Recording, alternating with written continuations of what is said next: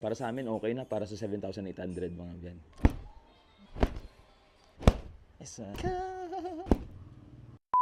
Guys, mga biyan, dito na tayo. So, excited tayong buksan itong mga biyan. First time nating itry yung murang bail na to. Kung anong bail, ito, pakita ko sa inyo. Maruti yan mga biyan. Dalawang number sign. Parang class C siguro yung quality nito. Pero check natin.